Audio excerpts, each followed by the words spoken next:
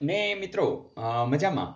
મિત્રો standard 10th એટલે March 2013માં પૂછાયેલા વિવિધ દાખલાઓ આપણે જોઈ રહ્યા છીએ ત્યારે નવી નવી વાતો તમને શીખવા મળશે. સાથે સાથે આપણી નેક્સ્ટ જે એક્ઝામ આવી રહી છે એની પણ તૈયારી થશે. 10મા ધોરણમાં હશો તો માર્ચ 2018ની તૈયારી થઈ રહી છે. અને જો તમે કોમ્પિટિટિવ એક્ઝામ આપી રહ્યા છો તો તમને વિવિધ જ્ઞાન અત્યારે મળી રહ્યું છે. જેમ કે અહીં તમને એમ પૂછે કે 1 1 2 3 તમને થશે કે સર આ તો રીઝનિંગનો સમ છે, પણ તમે પકડી જ પાડશો. કારણ કે 1 પછી 1 પછી 2 પછી 3 પછી 5 છે, 8 છે, 13 છે, 21 છે, 34 છે. અને હવે શું આવે એવું નથી પૂછ્યું, શ્રેણીનું નામ શું છે. તો મિત્રો તમે પકડી પાડ્યું છે. કારણ કે 1 ને 1 તો કે 2, 1 ને 2 તો કે 3, 2 ને 3 5, 3 ને 5 8, 5 ને 8 13, 8 ને 13 21, 13 ને 21 34. આ રીતે ગાડી આગળ ચાલે છે. અને આ જે શ્રેણી છે ને એનું સ્પેશિયલ નામ છે અને એને કહેવાય છે ફિબોનાકી શ્રેણી. તો મિત્રો આ યાદ રાખજો, આવી જ્યારે પણ શ્રેણી આવે એને ફિબોનાકી શ્રેણી કહેવાય છે. તો આ માર્ચ 2013માં પૂછાયેલું 10મા ધોરણની અંદર. તો ઇઝ ઇટ ઓકે? જોઈએ નેક્સ્ટ. ને મિત્રો અહીં એક બહુ મસ્ત પ્રશ્ન કે નીચે દર્શાવેલ ત્રિપુટીઓ પૈકી પાયથાગોરસ ત્રિપુટી કઈ નથી? મિત્રો તમને યાદ છે ને કે પાયથાગોરસની અંદર શું થતું કે તમને ખ્યાલ છે કે ધારો કે આ 3 હોય તો આ 4 હોય તો તમે કહેતા હતા 3 તેરી 9, ચોકે ચોકે 16 અને આગોતી લેતા હતા 16 ને 9 25 અને 25 નું વર્ગમૂળ એટલે કે 5. કારણ કે પાયથાગોરસ ના પ્રમેય પ્રમાણે આપણે ખબર છે કે 3 નો વર્ગ વત્તા 4 નો વર્ગ બરાબર 5 નો વર્ગ જે શક્ય છે. તો અહીંયા જે આ 3 4 અને 5 છે એ પાયથાગોરિયન ત્રિપુટી છે. હવે પ્રશ્ન એને સરસ મજાનો પૂછ્યો છે કે કઈ નથી તો એ કેમ શોધવી? મિત્રો ઘણી બધી આની અંદર ટેકનિક છે અને સમય મળે તો આમાં મજા આવે છે. જેમ કે જો હું અહીં એકી સંખ્યા લઉં છું, બરાબર, મેં લીધા 3, જોજો મજા આવશે. આનો મારે વર્ગ કરવાનો, તો 3 નો વર્ગ કેટલો થાય? તમે તરત કહેશો 9. હવે 9 ના નજીક નજીકના એવા બે ભાગલા ક્યાં છે કે જેથી કરીને બાજુ બાજુમાં જ આવતા હોય, સરવાળો 9 થતા હોય, તો એ કેવી રીતે મળે? તો તમારા આગળ એક ટેકનિક એ છે કે 9 ની અંદર 1 ઉમેરી દો.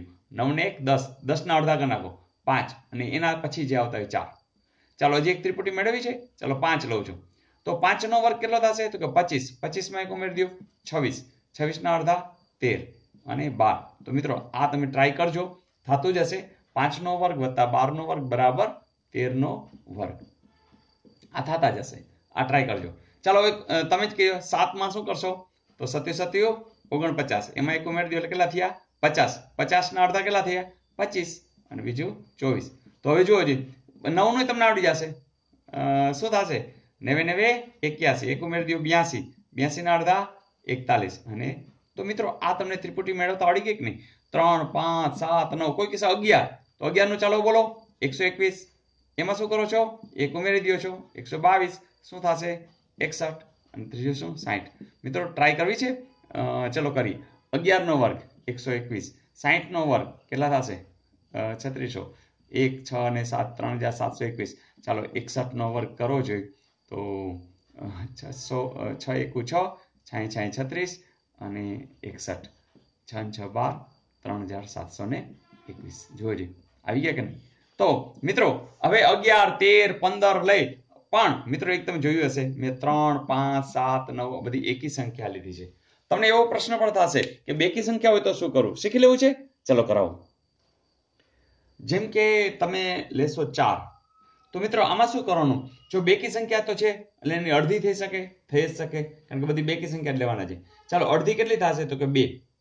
બરાબર, પહેલા શું કામ કરશો કે એના અડધા કરશો. બરાબર, અડધા કરી એટલે જે આવે ને એનો વર્ગ કરો. ચાલો 2 નો વર્ગ કેટલો થાય? 4. બસ 4 ની આજુબાજુની સંખ્યા ગોઠવી દો. જો 4 પછી કોણ આવે? તો કે 5.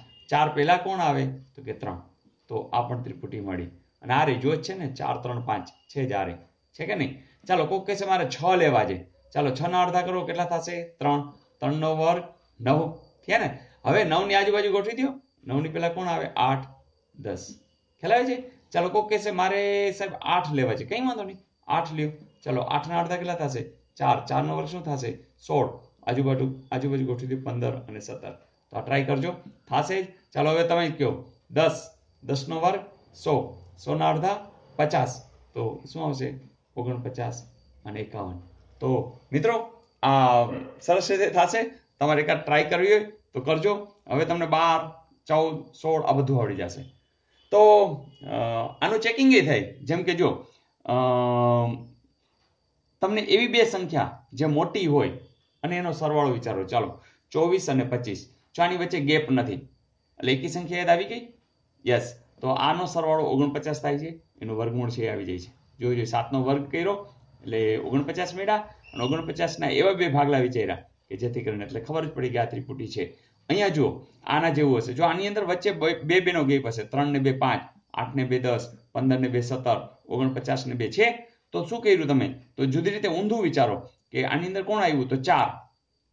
4 નું વર્ગમૂળ થતું જ હશે તો 2 અને એના ડબલ એટલે ચાલો 8, 9, 10, 9 છે એનું વર્ગમૂળ થતું જ હશે 3 એના ડબલ, 15, 16, 17, 16 એનું વર્ગમૂળ થતું જ હશે 4 દુ 8, 49, 50, 51, અહીંયા શું આવશે? 50 આવે છે. એક સેકન્ડ, આપણે અહીંયા ભૂલ થઈ. 49, 50 ને 100, અહીંયા શું આવશે? 100. 100 ના વર્ગમૂળ કરો કેટલા આવશે? 10. તો અહીંયા એક ભૂલ થઈ છે આપણી. તમારી ગણતરીની ભૂલ તરત તમને પકડાઈ જ જાય. જેમ કે 10 ના અડધા કરો, 10 ના અડધા કેટલા થશે? તો તમે તરત કહેશો 5.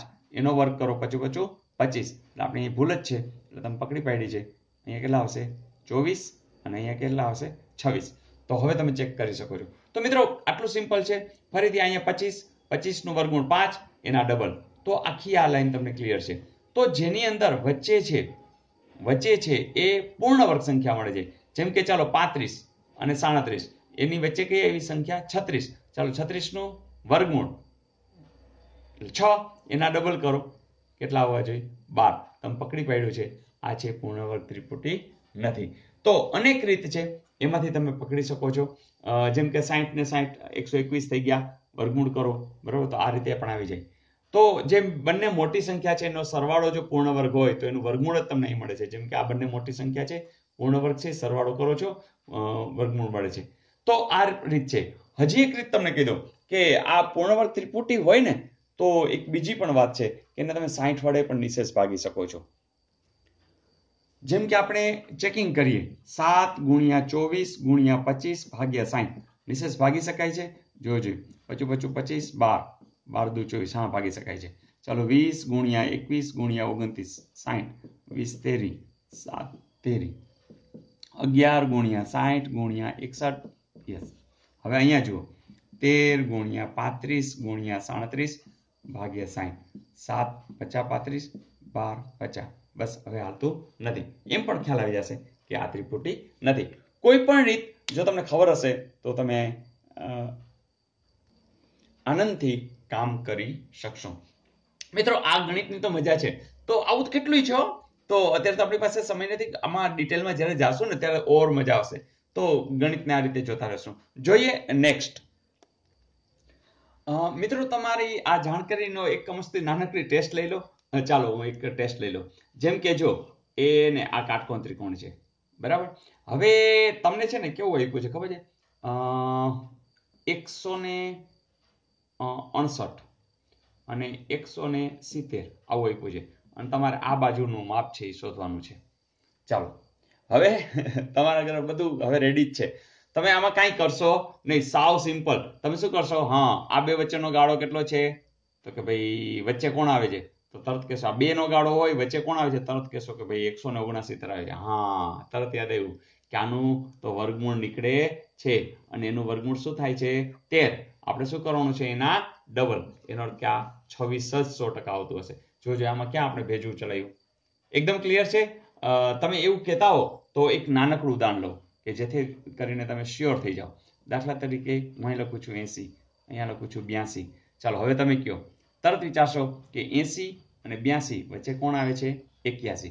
યસ, 81 નું વર્ગમૂળ નીકળે છે, જરૂર નીકળે છે. કેટલા આવે છે? 9. એના શું કરવાના છે? ડબલ. તો તમે શું કરી નાખશો? 18. તો મિત્રો આવું આવડે કે ના આવડે? તો જરૂર આવડે અને આનંદથી કરી શકશો. હજી એક ઉદાહરણ લઈ લઈ. મિત્રો જ્યારે તમને કોઈ મોટા ક્વેશ્ચન્સની અંદર આવું કંઈક પૂછી નાખે, અને હવે તો પૂછે કારણ કે આમાં તમને શોર્ટકટ તો જાણો જ છો. જેમ કે તમને એમ કહે કે ભાઈ આ જે છે ને લંબાઈ એ 220 છે અને આ લંબાઈ 221 છે, તો આ શોધો. એટલે તમે આને x ધારો, આનો વર્ગ વત્તા આનો વર્ગ બરાબર આનો વર્ગ. હે, અને પછી આના વર્ગ કરો, પછી કેટલું બધું લાંબુ થઈ જાય. અને એની બદલે તમને ખબર જ છે કે 220 એની બાજુમાં જ કોણ છે 221, એટલે એ બેનો શું કરશો? સરવાળો. અને વિચારશો કે ભાઈ આ પૂર્ણ વર્ગ છે, તો કે હા પૂર્ણ વર્ગ છે, તો એનું વર્ગમૂળ એ જ એનો જવાબ, એટલે કે તમે કેટલા કરી નાખશો? 21. મિત્રો તમને ધારો કે આ ખબર નથી, તો આપણે સહેલું લઈ, દાખલા તરીકે એક એવું ઉદાહરણ લઈ કે જે તમને સાવ ખબર જ હોય કે પૂર્ણ વર્ગ છે. જેમ કે અહીંયા લીધા છે 24, એના જ પછીની રકમ જો અહીંયા છે કે નહીં, અને તમને આ શોધવાનું કીધું છે. તરત વિચારો કે આ 24 અને એની જ જે બાજુમાં રહેલી છે રકમનો સરવાળો પૂર્ણ વર્ગ છે? હા પૂર્ણ વર્ગ છે. 49 છે કોનો વર્ગ છે? તરત કહેશો કે 7 નો, તો એનો અર્થ કે જવાબ શું હશે? 7. અને તમારે ટ્રાય કરવી તો કરજો, 24 નો વર્ગ કરજો, 7 નો વર્ગ કરજો સરવાળો, તો એ 625 થતા જ હશે. તો કરી નાખો ચેક અને જુઓ જોઈ આવડે છે કે કેમ.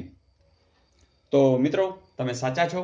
24 નો વર્ગ 576, 7 નો વર્ગ 49, એનો સરવાળો 625, 25 નો વર્ગ પણ શું છે? 625, એટલે કે આ સાચું છે. ફરીથી બાજુની સંખ્યા હોય અને જો એ પૂર્ણ વર્ગ હોય તો એનું જે વર્ગમૂળ જે નીકળે છે એ જ એનો જવાબ આવી જશે.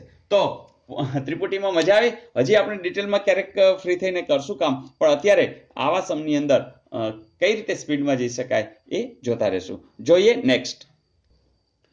ને મિત્રો અહીં સમાંતર શ્રેણીનો આ માર્ચ 2003માં પૂછાયેલું કે એક સમાંતર શ્રેણીના ક્રમિક પદો આ અને આ ક્રમિક છે. હવે જો તમને ખ્યાલ છે મિત્રો કે ક્રમિકમાં ધારો કે ડિફરન્સ તમે 2 લ્યો, બરોબર, હું એક લખું 6, પછી 6 ને 2 8, 8 ને 2 10, તો આ ક્રમિક છે કે નહીં? હવે જો તમને એ ખબર છે કે આનો ડિફરન્સ એટલે કે 10 ઓછા 8 કરું, એ જ કોના જેટલું થતું હોય? 8 ઓછા 6 જેટલું થતું હોય કે ન થતું હોય? બસ આ વસ્તુનો આપણે ઉપયોગ કરશું. ત્રીજામાંથી બીજી વસ્તુ જે બાદ કરશું, બીજું પદ બાદ કરશું, એ જ બીજામાંથી પહેલું પદ બાદ કરવું એટલું હોય. એનો અર્થ કે તમે 5k ઓછા 3 ઓછા 13 બરાબર શું થશે? 13 ઓછા 2k પ્લસ 1. કારણ કે આ ડિફરન્સ અને આ ડિફરન્સ બેનો કેવો હશે? સેમ. બસ કામ પતી ગયું છે મિત્રો. જે જવાબ આવ્યો તમારો, જેમ કે 5k, ચાલો ઓછા 3 ઓછા 13, તરત કરી નાખશો ઓછા 16, ચાલો 13, તમને ખબર છે આ ઓછા છે એટલે ઓછા 2k અને ઓછા 1, બરાબર. આ ઓછાની સાઈન અહીંયા ઓછા છે, અહીંયા વત્તા હશે તો ઓછા થશે, કાઉન્સની બહાર ઓછાની સાઈન છે એટલે. હવે જોજો ઓછા 2k છે, આ બાજુ લઈ આવો, વત્તા થઈ જશે 5k વત્તા 2k, આને બાજુ મોકલી દો 16 વત્તા 13 ઓછા 1, ચાલો આ કેટલા થયા? 7k, 16 ને 13 29 માંથી 1 ગયા, કેટલા થયા? 28. તો k બરાબર 28/7. જવાબ આવશે 4. છે જવાબ? છે.